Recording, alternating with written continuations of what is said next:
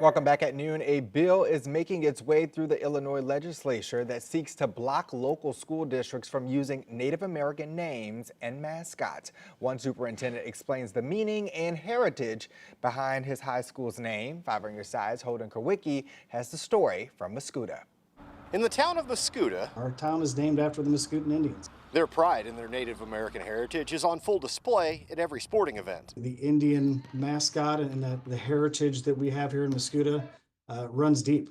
It's a huge source of pride and love for our community. However, legislation making its way through the Illinois General Assembly would block schools across the state from using Native names, logos, and mascots, which Representative Maurice West called offensive, discriminatory, and outdated. I would challenge anybody to come into Mascoutah and say that we use our Native American imagery and mascot in a negative or derogatory way. It's done with nothing but respect. House Bill 1237, which has already passed the House, allows no exceptions for schools like Mascoutah, despite letters of support from the Native American Guardians Association to continue using the Indian name. And that was part of the frustrating with this bill, is that the language doesn't allow for concessions to work with recognized tribes. If the bill passes the Senate and is signed into law, schools would have until September of 2028 to come into compliance.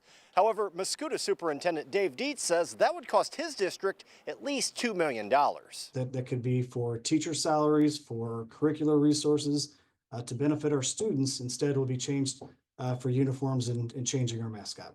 And I think that's irresponsible from the state. That's why he's asking state lawmakers to visit communities like Mascoutah, Collinsville, Cahokia, and Carlisle before taking a final vote. It's pretty overwhelming that our mascots are a huge source of pride and not meant at all in any way to be disrespectful or demeaning. Reporting in Mascoutah, Holden Kerwicki, 5 on your side.